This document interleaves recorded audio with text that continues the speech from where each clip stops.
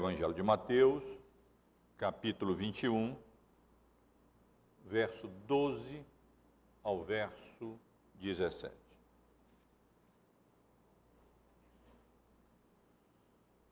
Onde lemos assim: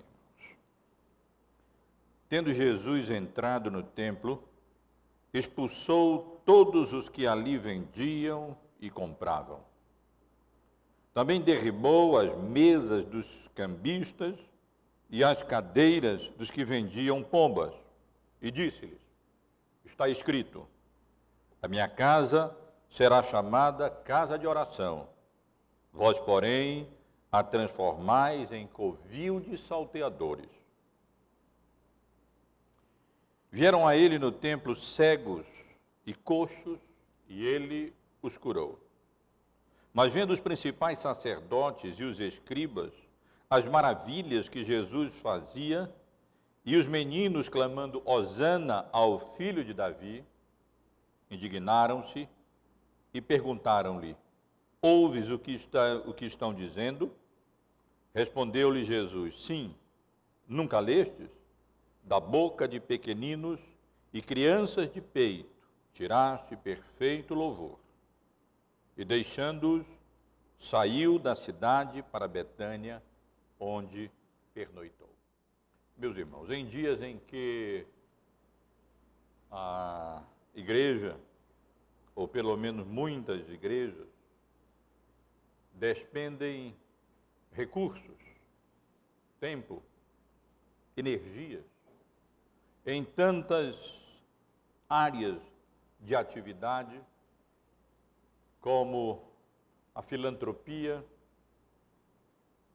o entretenimento, a política e tantas outras áreas, é importante que, com a graça de Deus, nós tenhamos clareza acerca do papel da igreja e da conduta daqueles que são discípulos do Senhor Jesus, daqueles que são cidadãos do reino dos céus.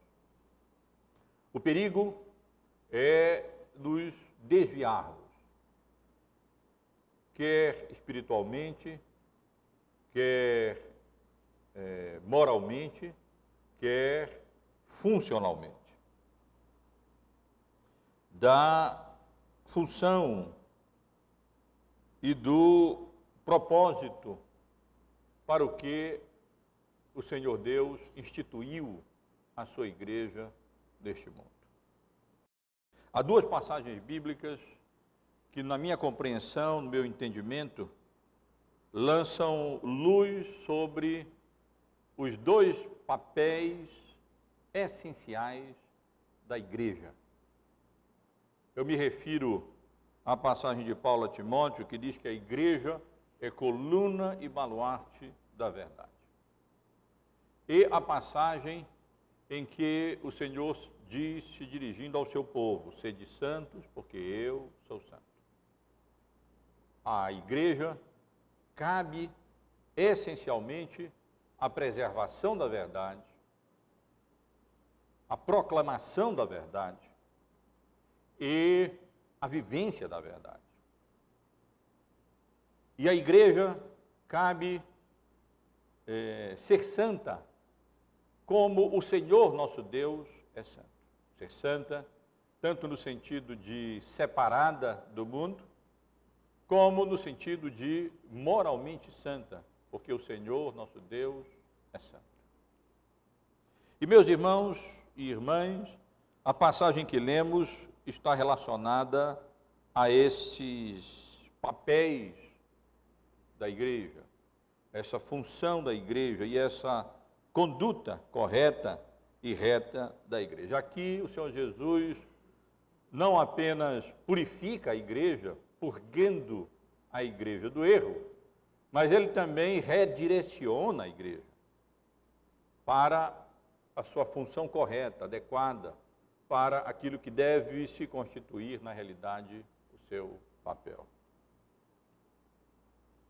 Os irmãos que têm acompanhado essa exposição, que já dura aproximadamente 2 anos e meio, estive vendo há pouco com o presbítero Célio, que costuma anotar as datas das mensagens, sabem que nós estamos aqui pouco depois do início de uma nova sessão.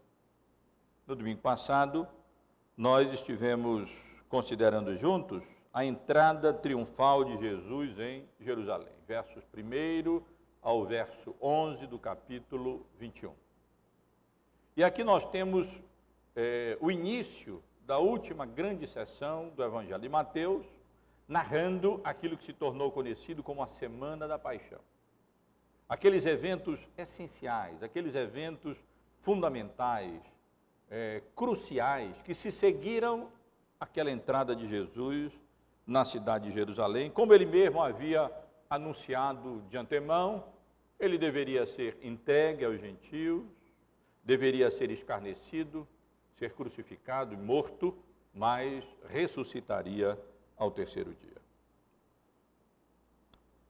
E no domingo passado estivemos exatamente considerando esta primeira parte desta nova sessão, a entrada de Jesus na cidade de Jerusalém. E hoje, meus irmãos, desejo considerar aquilo que o Senhor Jesus fez praticamente imediatamente após a sua entrada triunfal na cidade de Jerusalém. Por que as duas sessões? Por que não consideramos apenas uma? Mas os versículos 12 e 13, intitulados A Purificação do Templo, e os versos 14 e 17, intitulados, pelo menos na minha versão, Jesus efetua a cura no templo. É porque elas têm alguma coisa, obviamente, em comum. São atividades de Jesus no templo. As duas sessões narram aquilo que aconteceu quando o Senhor Jesus, havendo entrado na cidade de Jerusalém, se dirigiu não a outro lugar, mas ele se dirigiu ao templo. É curioso observar isso. Quando Jesus, o Rei dos Reis e o Senhor dos Senhores, entrou em Jerusalém, ele não foi para o palácio de Herodes. O seu reino não é deste mundo. Quando Jesus entrou em Jerusalém, ele não foi para a guarnição de Roma em Jerusalém. Ele não veio para combater as forças do Império Romano, ele veio para combater o pecado. Quando Jesus entrou em Jerusalém, ele foi para o templo, exatamente porque o seu reino não é deste mundo. O seu reino é de natureza espiritual. A igreja é coluna e baluarte da verdade. Sede santos, porque eu, o Senhor, vosso Deus, sou santo. Jesus não tinha nada a ver com Herodes, nem nada a ver com os comandantes romanos. Jesus tinha tudo a ver com os sacerdotes e com o templo.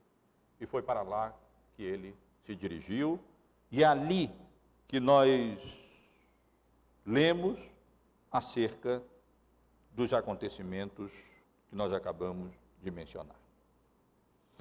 Uma questão, antes de entrarmos propriamente no texto, precisa nos ocupar hoje à noite.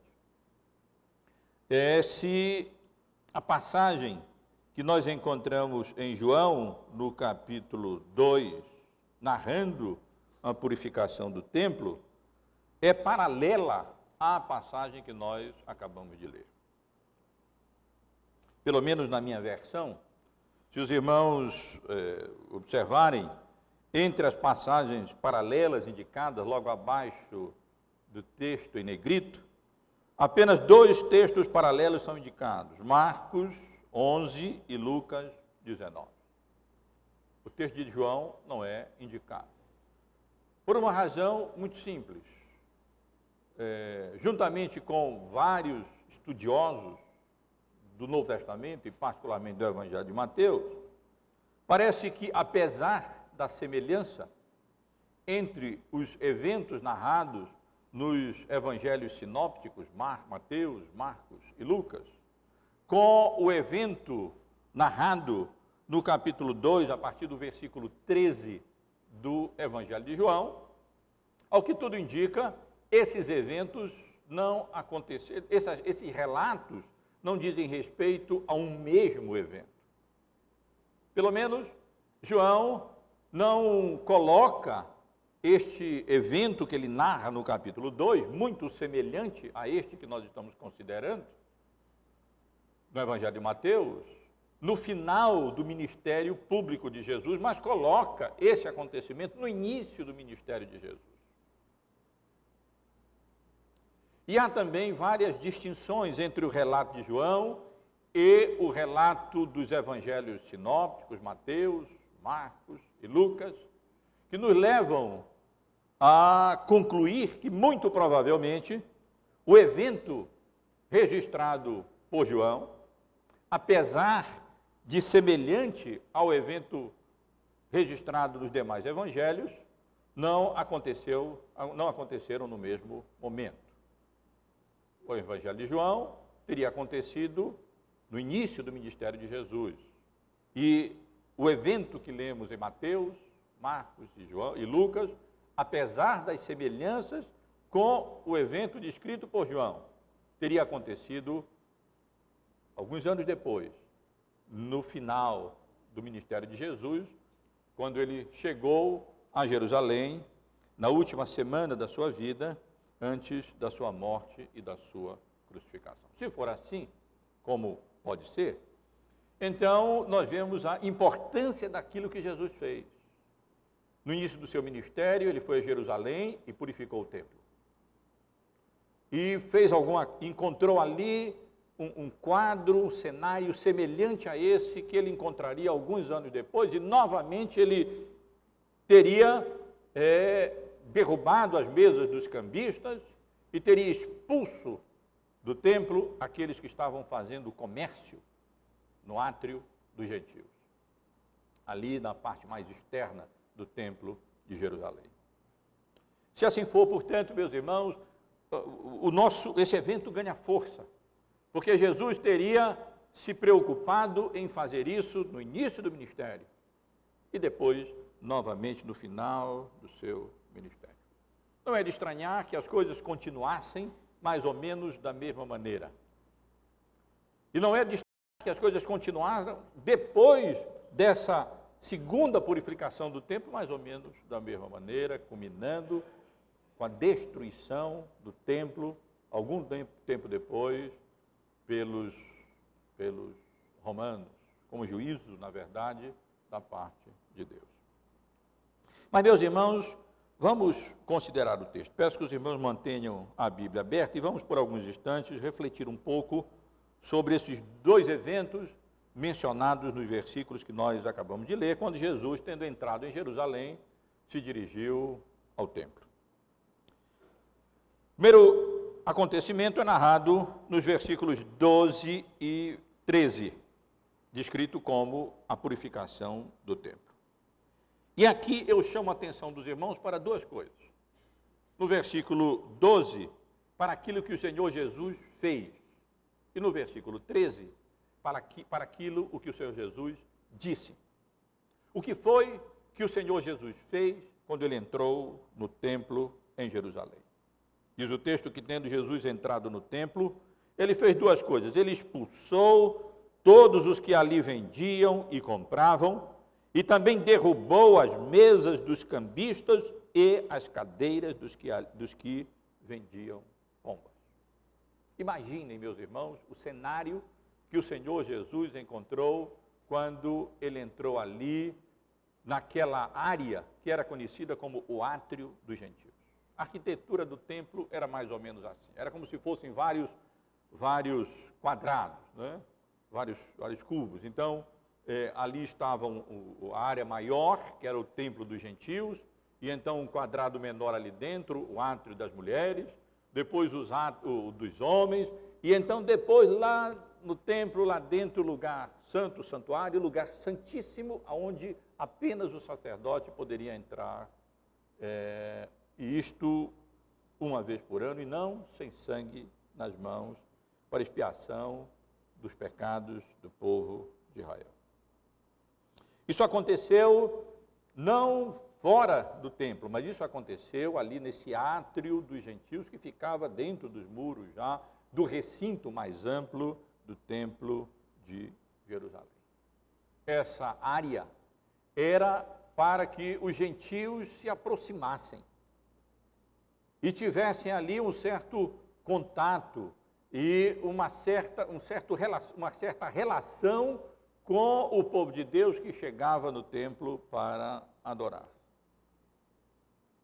Mas aquele espaço estava sendo desviado do seu propósito e da sua função. E ele estava sendo utilizado para o comércio de animais que eram utilizados como sacrifício e para a troca de moedas. Os judeus vinham de vários países, de várias regiões, de vários lugares. Eles traziam as suas moedas, o seu dinheiro. Eles precisavam pagar os impostos do templo. E era necessário, então, que eles trocassem as moedas para efetuar o pagamento na moeda que era utilizada ali no templo. E, evidentemente, não era fácil aqueles que vinham de países e lugares distantes para participar da Páscoa ali em Jerusalém, trazer cordeiros e carneiros, viajando com eles a pé ou a cavalo, por quilômetros, centenas de quilômetros, milhares de quilômetros, para adorar em Jerusalém. Então, na realidade, já havia um comércio organizado para suprir aquilo que era necessário com vistas ao oferecimento dos sacrifícios e ao pagamento do imposto do templo. Mas isso não precisava acontecer no templo. Isso poderia muito bem acontecer na área externa do templo e não lá dentro do templo. Imaginem, portanto, quando o Senhor Jesus entra ali e ao invés de encontrar os gentios como que se aproximando ali, cumprindo a profecia do Antigo Testamento, que eu vou mencionar em alguns momentos, o Senhor Jesus tem aquele espetáculo visual de as pessoas com as suas gaiolas de pombo, com as ovelhas ali berrando, aquele barulho típico de um mercado, de uma feira livre, lá no recinto do templo, e inclusive o cheiro horrível, terrível, com certeza, não é, dos animais que ali se encontravam, e daquele burburinho, daquela confusão própria desses mercados, desses espaços. O átrio dos gentios havia sido transformado no mercado. Ele havia sido transformado numa concessão dos fariseus à prática do comércio. E eles ganhavam com isso. Tanto que a história registra que esse comércio era até chamado de o bazar de Anás, o bazar do sumo sacerdote, dos filhos de Anás. E eles, portanto, pagavam ali uma franquia para comercializar, com certeza pagavam uma taxa sobre aquilo que eles vendiam, e, portanto, não eram apenas aqueles comerciantes que estavam desvirtuando o papel do templo. Os sacerdotes estavam não apenas autorizando isso, mas promovendo isso e ainda usufruindo benefícios financeiros desse desvio de propósito e de finalidade do átrio dos gentios no templo de Jerusalém.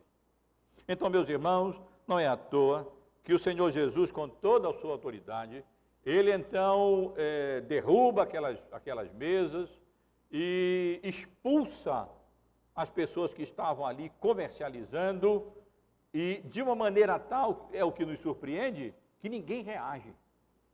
É incrível. Teólogos liberais dizem que isso não pode ter acontecido, porque a guarda do templo jamais permitiria que tal coisa acontecesse. Os sacerdotes, os fariseus, nunca permitiriam que isso ocorresse. Mas até humanamente é possível compreender a razão da passividade da guarda do templo e da liderança religiosa de Israel até um certo momento. O povo estava ali, O povo havia ovacionado Jesus quando entrou na cidade de Jerusalém. Eles ainda esperavam que ele seria o Messias que libertaria o povo de Israel do jugo, do poder, da autoridade, do domínio de Roma. E não era prudente ir contra o povo. E mais ainda, o povo tinha uma antipatia por aqueles que comercializavam aqueles produtos e que, na realidade, como conta a história, eles cobravam preços altíssimos, às vezes 2, 3 vezes mais o valor dos produtos que eles vendiam ali no templo de Jerusalém. Evidentemente, o povo não tem, os consumidores não têm simpatia pelos comerciantes que cobram caro pelos seus produtos e, portanto, eles não tinham a simpatia do povo. Mas certamente, meus irmãos, essa falta de reação das autoridades judaicas diante dessa atitude de Jesus e dos próprios comerciantes se deve a algo mais, a autoridade divina do nosso Mestre, do nosso Salvador. Lembram, os irmãos, como lemos há pouco, quando ele ordenou que os 2 discípulos fossem e tomassem a jumentinha com o jumentinho, a jumenta com o jumentinho e trouxessem, e disse, se alguém perguntar, diz, o mestre precisa deles. E assim foi. E eles simplesmente autorizaram. É a autoridade de Jesus em ação, o seu poder divino e a sua autoridade divina, que permitiu que ele realizasse uma purificação como essa, que, como diz o nosso texto, derrubasse a mesa dos cambistas e as cadeiras daqueles que vendiam pombas e que estavam ali comercializando no templo de Jerusalém. Isso foi o que o Senhor Jesus fez. O que o Senhor Jesus disse está registrado no versículo seguinte, no versículo 13. E disse, está escrito, a minha casa será chamada casa de oração, vós, porém, a transformais em covil de salteadores. Isso é o que o Senhor Jesus disse naquele momento e é muito importante para compreendermos aquilo que ele fez. Quando o Senhor Jesus disse, está escrito, isso logo nos chama a atenção para uma maneira de Jesus se expressar várias vezes nos evangelhos. Está escrito, está escrito. E ao fazer isso, Jesus utilizava uma forma verbal grega que expressava uma ação simples no passado, foi escrito em determinado momento nas Escrituras, pelos profetas, e uma ação cujos resultados continuavam em vigor até o presente.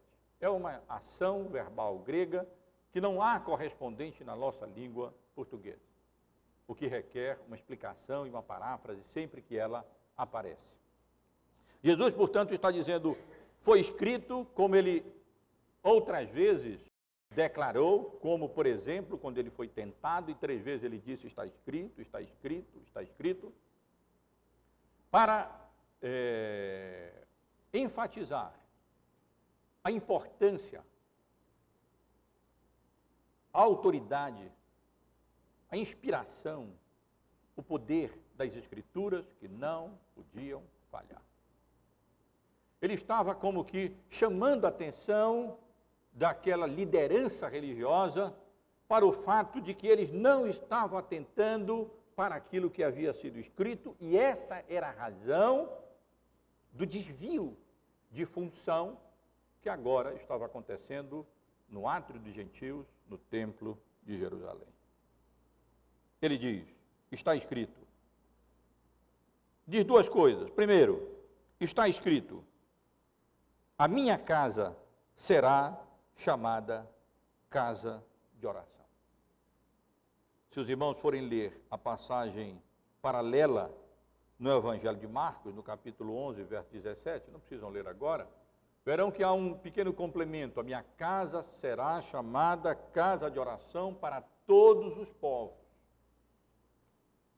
É muito apropriado. Nós estamos aqui no átrio dos gentios. No átrio ao qual, no espaço do recinto do templo, no qual os gentios, ou todos os povos, tinham acesso. E quando o Senhor Jesus faz referência, ainda que é uma porção limitada de uma passagem do Antigo Testamento, é importante nós recorrermos a esta passagem e observarmos o seu contexto para compreendermos melhor aquilo que o Senhor Jesus quer dizer. E essa passagem é extraída de Isaías, do capítulo 56, seria interessante os irmãos observarem, no versículo de número 7.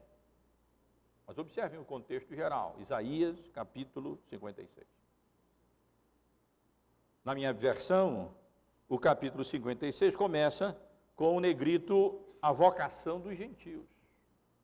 E nós temos aqui, meus irmãos, promessas abençoadoras daquela época graciosa e preciosa, da nova dispensação do Evangelho, da nova dispensação da graça, quando a Igreja de Cristo deixaria de ser nacional e alcançaria um escopo universal, incluindo também os gentios. Vou ler apenas alguns versos. No início do versículo 1, assim diz o Senhor. No final do verso, a minha justiça está prestes a manifestar-se. Versículo 3, não fale o estrangeiro, que se houver chegado ao Senhor, dizendo, o Senhor com efeito me separará do seu povo. Nem tampouco diga o eunuco, eis que eu sou uma árvore seca. Versículo 5, darei na minha casa, dentro dos meus muros, um memorial e um nome melhor do que filhos e filhas, um nome eterno, darei a cada um deles que se apegar, que nunca se apagará. Aos estrangeiros que se chegam ao Senhor para o servirem e para amarem o nome do Senhor, sendo deste modo servos seus, sim, todos os que guardam o sábado, não o profanando e abraçam a minha aliança, também os levarei ao meu santo monte e os alegrarei na minha casa de oração. Os seus holocaustos e os seus sacrifícios serão aceitos no meu altar, porque a minha casa será chamada casa de oração para todos os povos. O problema é que o átrio de Jerusalém, do templo de Jerusalém, que era esse espaço que até certo ponto inicialmente antecipava, prefigurava o cumprimento da profecia, da derrubada daquele muro de distinção entre gentios e judeus, na igreja de Cristo, na nova aliança, na nova dispensação, havia desviado o seu papel e a sua função. Ao invés de ser esse espaço ao qual os gentios podiam se achegar e permanecerem ali nas proximidades do templo, antecipando o momento em que os seus sacrifícios seriam reconhecidos, seriam aceitos, e eles seriam inseridos no povo da aliança, no povo do pacto, e transformados no povo de Deus, os sacerdotes não estavam preocupados com isso. O uso do espaço tinha sido desviado para o comércio de produtos para serem utilizados nos sacrifícios, quando isso poderia ser realizado fora do templo. O Senhor Jesus não tinha nada contra o comércio. O problema não era o comércio. O problema é que era comércio, estava sendo realizado no espaço errado. E, além de tudo, estava sendo realizado de maneira iníqua, de maneira ímpia, com extorsão, com abuso, como vinha, na realidade, acontecendo. Mas o Senhor Jesus disse mais. Disse não apenas que a minha casa será chamada casa de oração para todos os povos, explicando assim o uso adequado e redirecionando o uso adequado daquele espaço do templo que havia sido desviado da sua função.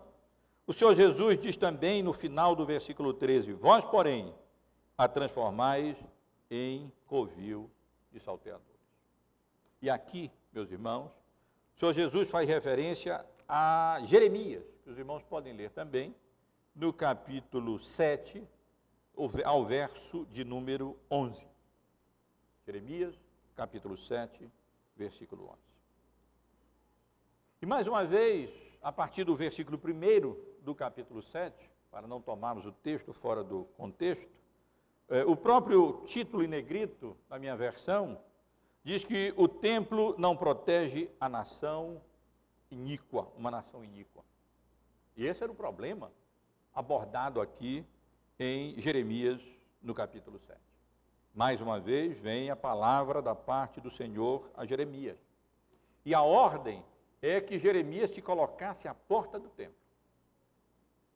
Não é à toa que o Senhor Jesus citou uma seção dessa porção, relacionada a uma profecia acerca do templo.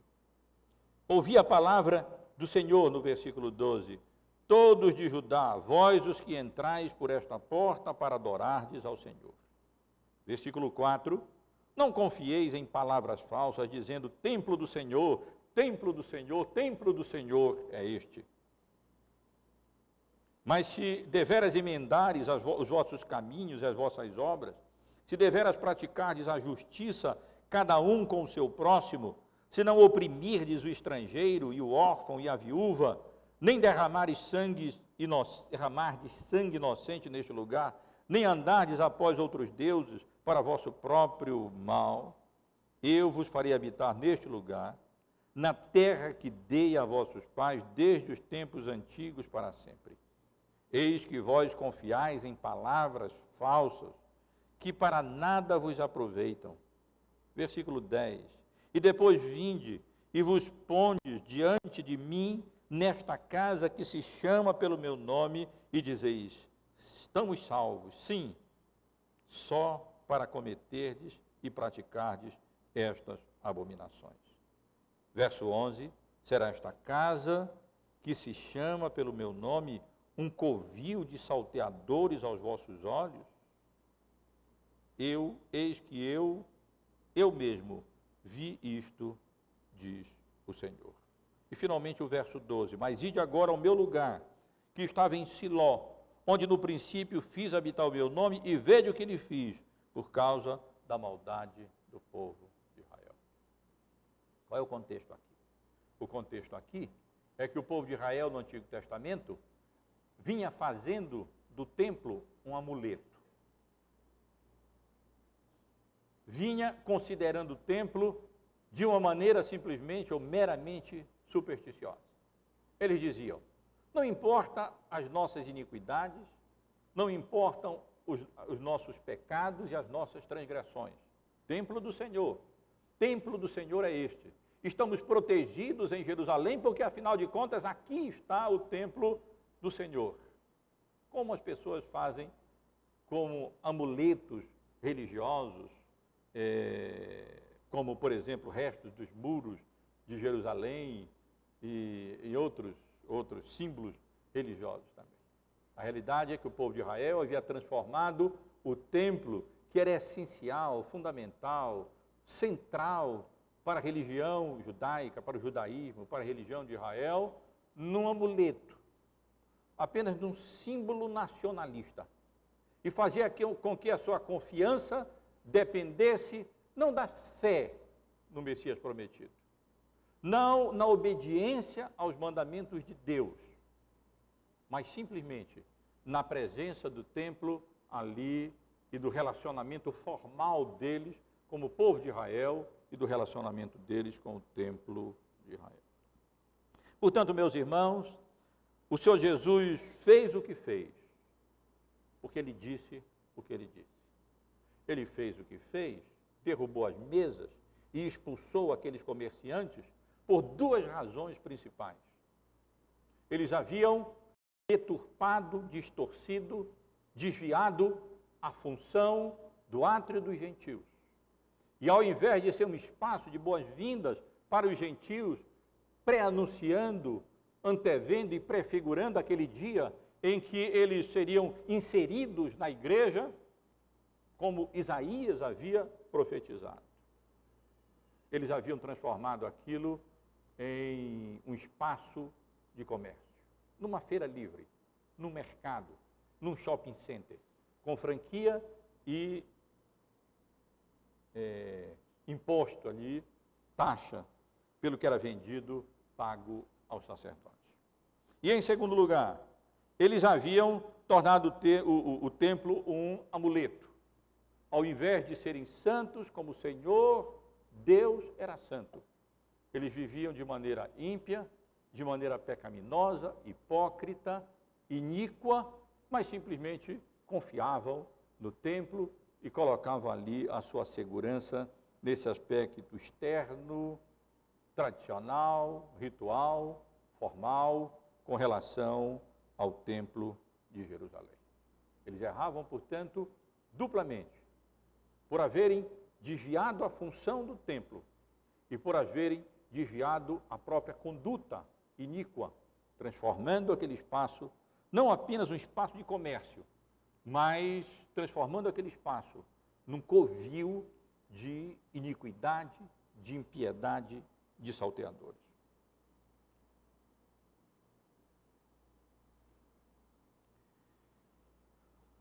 Mas o Senhor Jesus continua no templo, e os versos 14 a 17 narram outra atividade de Jesus no templo, as curas que ele realizou ali. E aqui eu chamo a atenção dos irmãos, primeiro, para o que o Senhor Jesus fez, no verso 14, quais foram as reações àquilo que o Senhor Jesus fez, nos versículos 15 e na primeira parte do verso 16, e para aquilo que o Senhor Jesus respondeu no versículo 16, na segunda parte desse versículo. O que foi que o Senhor Jesus fez? Quando ele estava no templo, por uma porta saíram os salteadores, os comerciantes, expulsos, aqueles que estavam deturpando o propósito do templo e deturpando a sua própria conduta própria para os adoradores do templo. Por outra porta, estavam entrando os coxos, os cegos, os necessitados. E aí Jesus muda completamente a sua atitude, como sempre acontece nos evangelhos. Aqueles que se viam como indigentes e necessitados, iam a Jesus em busca de socorro, de salvação, de bênçãos e de curas, ele prontamente estendia a mão e os abençoava. Mas aqueles que iniquamente, ensoberbecidos, endurecidos no seu coração, contrariavam a sua vontade, o Senhor Jesus os tratava com a dureza, com a seriedade com a qual eles precisavam ser tratados. E, portanto, por uma porta saíram os cambistas e os comerciantes. E por outra porta entraram, diz o texto, os cegos e os coxos. Vieram a ele no templo, cegos e coxos. E o que ele fez? Ele os curou. Nenhuma novidade. Jesus vinha fazendo exatamente isso. Ele vinha curando. Ele vinha cumprindo as profecias a seu respeito, não de forma mecânica, mas com compaixão, conduído pela miséria da raça humana. Ele vinha manifestando assim a sua graça, a sua misericórdia, o seu poder, atestando que de fato ele era o Messias prometido, aquele que viria dar a vista aos cegos espiritualmente, viria dar vista aos cegos espirituais.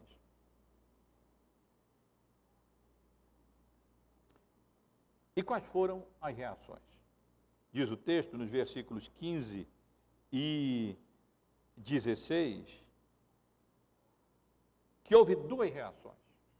Uma, vejam só, da parte das crianças que ali estavam no templo. Sim, o templo é lugar de crianças também. Jesus frequentou o templo quando era criança, e o templo é lugar de crianças, e a igreja sempre foi e será lugar das crianças também. E ali estavam as crianças. E como é das crianças que imitam os adultos, tendo visto as multidões clamando Hosana ao filho de Davi, tendo visto os milagres que Jesus realizou, eles também clamaram Hosana ao filho de Davi. Tem imitação ruim e imitação boa, né? Das crianças. Daí a nossa responsabilidade como exemplo para as crianças imitarem. Mas aqui estavam elas imitando. Essas e clamando, hosana ao que vem, ao filho de Davi. Mas diz o texto que, vendo os principais sacerdotes e os escribas, representando os dois grupos religiosos e políticos mais influentes do judaísmo, os saduceus e os fariseus, aquilo que o clamor das crianças, o louvor das crianças, eles então se dirigiram a Jesus indignados, eles se indignaram com o que elas estavam clamando, porque na realidade estava implícito no louvor delas que ele era o Messias, Jesus era o Messias prometido. E então, indignados, perguntaram-lhe: não ouves o que elas estão dizendo? Não vais fazer nada, não vais reagir, não vais dissuadi-las dessa heresia praticada aqui no próprio templo, da parte das próprias crianças? Essa é a sugestão das palavras dos sacerdotes e dos escribas, saduceus e fariseus. E então Jesus respondeu. E aí nós chegamos à resposta do Senhor Jesus. E ele diz, meus irmãos e irmãs, nunca lestes, uma observação aqui, novamente Jesus chama a atenção para as Escrituras. Não é tão diferente dizer está escrito e nunca lestes. Nunca lestes, Jesus quer dizer, vocês não dão crédito às Escrituras? Vocês não a têm como autoritativa? Vocês nunca pensaram, nunca refletiram no que vocês leem no Salmo de número 8, no versículo 2? E aí Jesus cita o que está escrito ali, especialmente partindo da tradução grega da Septuaginta do Antigo Testamento. Da boca de pequeninos e criança de peito tiraste perfeito louvor. Não é a primeira vez que o Senhor Jesus sai em defesa das crianças. Não é a primeira vez que Jesus contrasta a atitude das crianças com a atitude, às vezes, até dos seus discípulos e muito mais ainda com a atitude das multidões. Dizendo que das crianças, na verdade, da boca delas saía o perfeito louvor. E aí, meus irmãos, nós chegamos ao versículo 17. Consideramos a purificação do templo, as curas que Jesus realizou no templo, e agora eu chamo a atenção dos irmãos para a retirada de Jesus do templo. O que o Senhor Jesus fez após isso? Diz o texto que, deixando-os, saiu da cidade para Betânia, onde pernoitou. É uma retirada que tem pelo menos dois significados.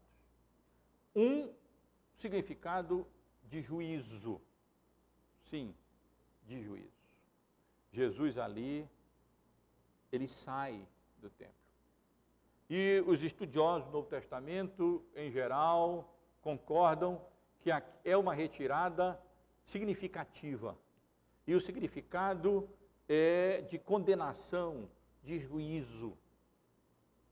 O templo havia desviado a sua função. Os adoradores haviam desviado a sua conduta. A liderança contribuía e promovia para isso tudo. Os dias do templo estavam contados, dos sacerdotes também. O templo seria destruído. Isso não é mera especulação. Lembram os irmãos que quando lemos a passagem de Jeremias, aonde está escrito que a minha casa será esta casa que se chama pelo meu nome um covil de salteadores, o Senhor Jesus fez referência a Siló, o versículo 12, que eu fiz questão de ler ainda há pouco. Mas ide agora ao meu lugar que estava em Siló, onde no princípio fiz habitar o meu nome, e vede o que lhe fiz por causa da maldade do povo de Israel. Antes de Davi instituir como capital do rei na cidade de Jerusalém, e ali, para ali ser transferido o culto de Israel, o culto era realizado em Siló. Mas não foi pelo fato do culto haver sido realizado em Siló que Siló foi poupada. Não. Vamos ver o que eu fiz com a maldade do meu povo lá em Siló. Aqui nós temos uma ameaça. Não é porque vocês dizem templo do Senhor é este, e fazem do templo um amuleto, que vocês experimentarão as bênçãos de Deus e Deus os poupará vocês. Não. O juízo que veio sobre Siló virá também sobre Jerusalém. Porque a função do templo foi desviada e a conduta dos adoradores foi desviada também. Temos, portanto, aqui, meus irmãos, uma retirada de juízo. O destino de Jerusalém e do templo já estava traçado. Cerca de poucas décadas depois, mais ou menos por volta do ano 70, Jerusalém seria destruída, o templo seria completamente destruído, como juízo contra um povo que vivia na iniquidade e no pecado, apesar de enorme religiosidade, que havia desviado a função do templo e havia desviado a sua própria conduta. O templo não era coluna e baluarte da verdade. E os adoradores não eram santos, como Deus, o Senhor, nosso Deus, é santo. E certamente, irmãos, outro propósito da retirada do templo foi para que o Senhor Jesus se preparasse, para que ele então enfrentasse essa terrível e última semana, esses últimos dias terríveis, que envolveria ser levado às autoridades, ser escarnecido, padecer, ser crucificado e morrer. Não com os sofrimentos terríveis apenas que acompanhavam a morte da crucificação, mas com sofrimentos espirituais mais terríveis ainda. Porque ao Senhor agradou moê-lo e fazer com que caísse sobre ele a culpa dos nossos pecados, para que nós pudéssemos ser redimidos e perdoados das nossas iniquidades, da nossa culpa e dos nossos pecados. Meus irmãos, eu desejo apenas concluir ressaltando algumas das lições que o texto implica para nós. Sempre é bom perguntarmos, sim, e aí? Qual a lição que o texto, ou as lições que esse texto nos comunica no nosso contexto? Eu sugiro aos irmãos que uma aplicação correta do texto para nós implica em discernirmos o fato, levarmos em consideração o fato, que nós não estamos mais no Antigo Testamento, nós estamos no Novo Testamento. Nós não estamos mais na antiga dispensação, nós estamos na nova dispensação. Não é correto aplicar esse texto que se refere à purificação e ao redirecionamento, à correção daquele desvio do templo e da conduta, da função do templo, da conduta, ao templo naquela época, ao templo hoje. Não. Lembrem do diálogo de Jesus com a mulher samaritana. Aonde adoraremos? Em Jerusalém, no templo de Jerusalém ou Gerazim? E Jesus respondeu, a pergunta é obsoleta, porque vem a hora em que os adoradores de Deus o adorarão em espírito e em verdade. Na nova dispensação da graça, o templo perdeu aquele caráter sagrado que tinha na antiga dispensação.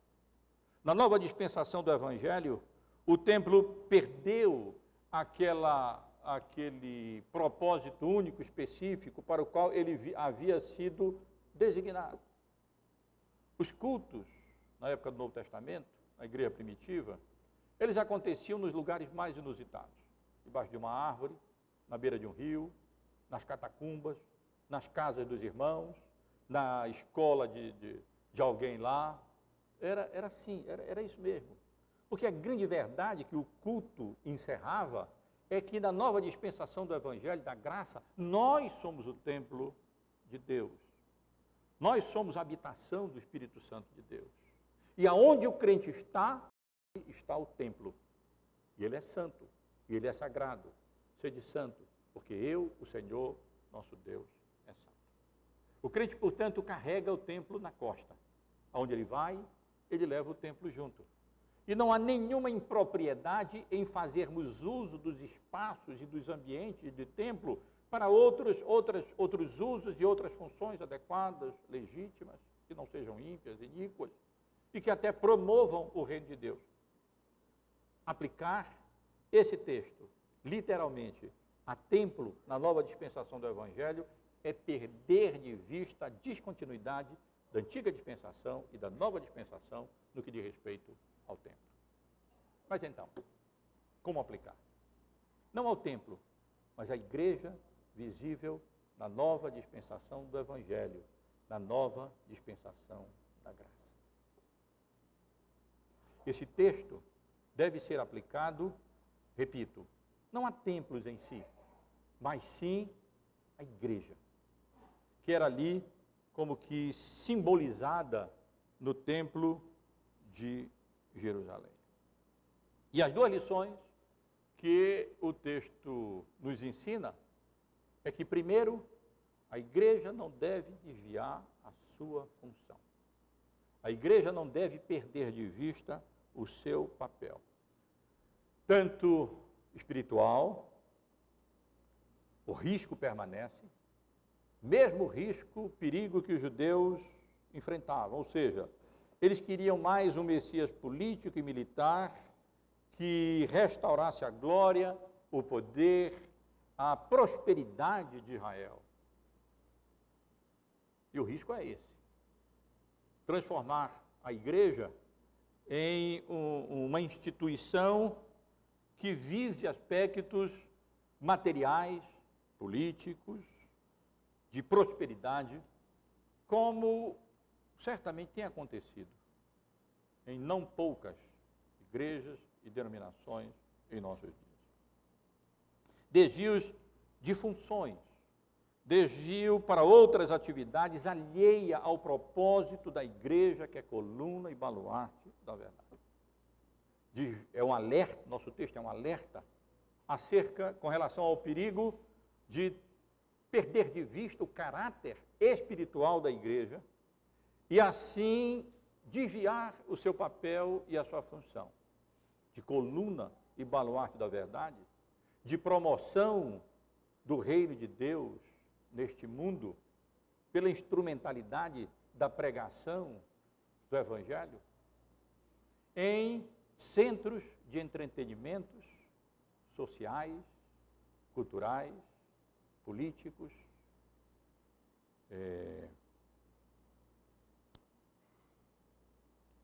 beneficentes, e aí nós poderíamos acrescentar tantas outras funções, tantas outras áreas de atividade, alheias ao papel da igreja, mas que têm, na verdade, consumido a energia, os recursos, os talentos, os dons e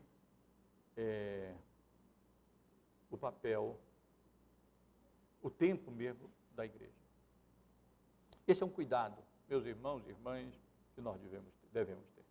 Há muito que essa questão me preocupa. Qual é o papel da igreja? Não há nada que perdure se desviar do seu papel. Se a família desviar o seu papel, ela está fadada a fracassar. Se uma empresa desvia o seu papel e canaliza recursos e tempos e talentos e energia para atividades alheias à sua função, ela está fadada a fracassar. Não é à toa que muitas empresas hoje em dia, para serem bem-sucedidas, terceirizam atividades alheias, estranhas à sua função e ao seu papel principal, para que elas possam se concentrar naquilo que é a sua função e naquilo que é o seu papel, e não perder de vista e desviar o foco para não virem, na realidade, a fracassar. O risco que o povo de Israel correu, e o erro, na verdade, em que vemos ele correr aqui, a igreja continua a correr. Ou seja, desviar a função da igreja. Não pensem, meus irmãos e irmãs, que essas coisas acontecem da noite para o dia. Não pensem que o judaísmo desviou o papel do átrio dos gentios e transformou em comércio da noite para o dia ou do dia para a noite. Não. Foi um processo lento. Primeiro, não custa nada, deixa aí o rapaz disponibilizar umas moedas aí para trocar, não custa nada. Depois, então, a coisa foi, até o ponto que os gentios não tinham mais vez, aquele espaço tinha sido absolutamente desviado da sua função espiritual, religiosa. Não foi diferente com a Igreja Católica. Não pensem que o catolicismo romano chegou a ser o que é hoje, tão desviado do seu papel, da sua função, tão longe, tão distante do Evangelho, tão distante do seu papel espiritual da noite para o dia ou do dia para a noite. Foram séculos. Um desviozinho aqui, outro ali, um compromisso a menos com as Escrituras, tem tanta importância se está escrito. Mais uma tradição acolá, que não tem base, nem sustentação, nem fundamento bíblico, e a Igreja Católica transformou-se no que se transformou. Mas, meus irmãos e irmãs, parem e pensem nos perigos que as igrejas evangélicas correm. Se não estão, talvez, muito mais do que se pensa, andando nesse mesmo caminho e desviando o seu propósito e a sua função e dando pouco valor àquilo que está escrito.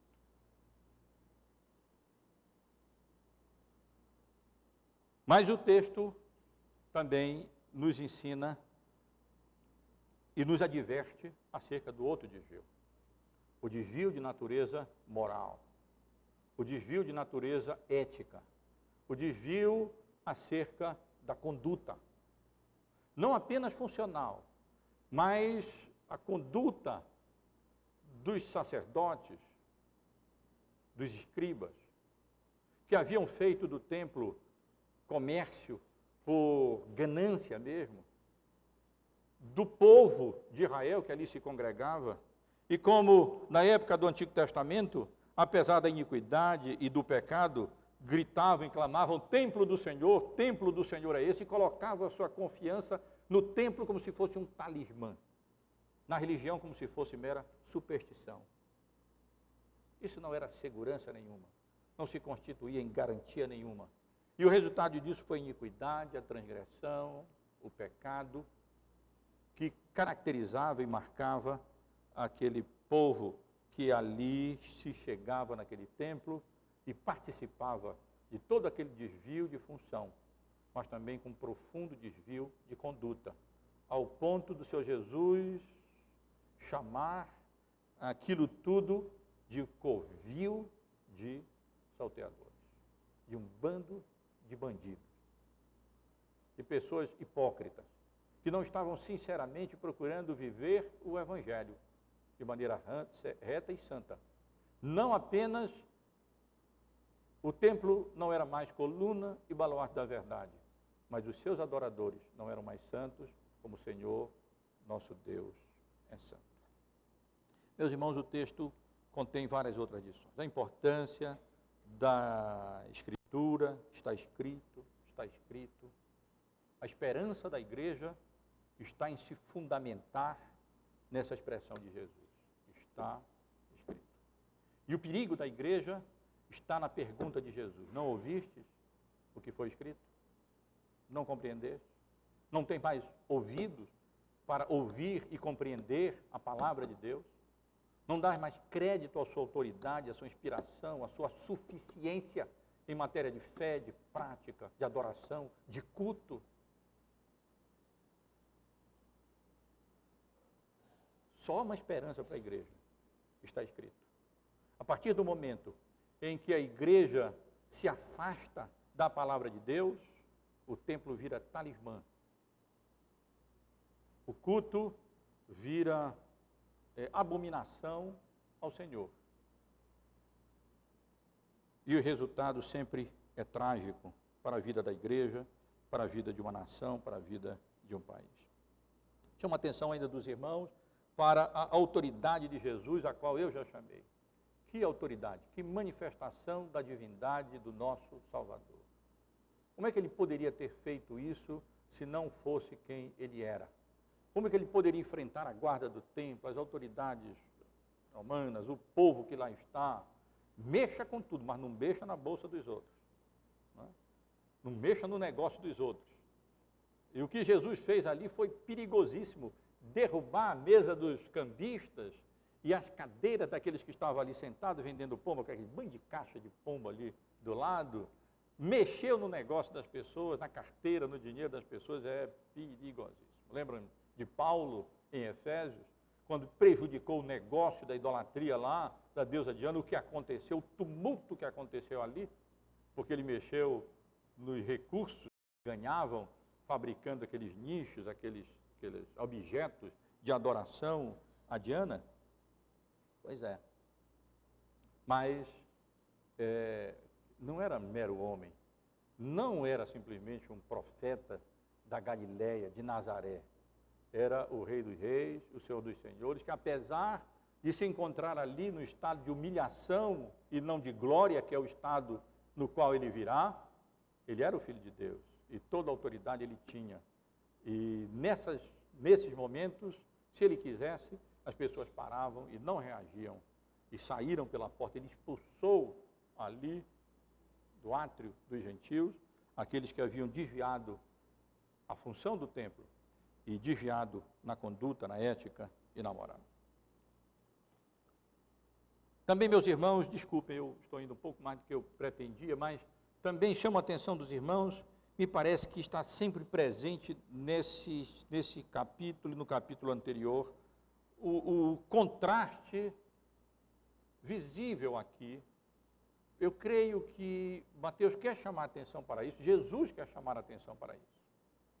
O contraste entre a cegueira dos líderes, dos sacerdotes, dos escribas, das multidões, com a visão dos cegos e das crianças e dos excluídos ali em Jerusalém. Jovem rico, coitado, tão moralista, tão religioso, mas não tinha visto nada, não compreendia nada. As multidões, coitadas, tão religiosas também, e tão fervorosas, mas elas não tinham entendido nada. Era um discípulo, um profeta de Nazaré, da Galileia. E de Nazaré poderia vir alguma coisa boa? Os sacerdotes e os escribas, esses então não compreendiam nada. Mas da boca das criancinhas de peito, Deus suscitava perfeito louvor. E aqueles que não tinham visão, como os 2 cegos de Jericó, e esse aqui, tinham mais percepção e compreensão, e portanto foram abençoados, do que aqueles outros, apesar de religiosos e fervorosos, eles não tinham compreensão nem visão alguma. Apenas mais uma observação com relação àquela retirada de Jesus. Volto a chamar a atenção dos irmãos para o fato de que foi uma retirada judicial. O templo havia desviado a sua função. Não era só o átrio dos gentios, era o templo como um todo. As pessoas, os adoradores e a liderança havia desviado a sua conduta. Eles haviam sido pesados na balança e encontrados em falta. Não, aqui nós não temos uma purificação do templo. Aqui nós temos juízo sobre o templo. O destino do templo estava traçado. Desviado da sua função e desviado no seu caráter, o que restava para o templo era a destruição. Deus não suporta iniquidade associada a ajuntamento solene. E aqui está mais uma advertência para a igreja. Quando a igreja desvia sua função e os adoradores se desviam na sua conduta, se não houver arrependimento, o candeeiro será tirado. E essas igrejas acabam se transformando em sinagogas de Satanás. Deixam de ser coluna e baluarte da verdade. Desviam-se da sua função. Perdem a sua relevância espiritual e funcional. Desviam-se na conduta, na santidade. E quando isso acontece, luz vermelha, cuidado, perigo. O juízo de Deus vem. Que Deus nos abençoe, irmãos e irmãs, nos guarde e nos preserve pela misericórdia e graça dele, sem nunca desviar a função da igreja e sem nunca desviarmos a nossa conduta, procurando sinceramente sermos santos, porque o Senhor, nosso Deus e a sua igreja é santa. Obrigado por assistir o vídeo até o final. Além de curtir e compartilhar o vídeo, considere se inscrever no canal.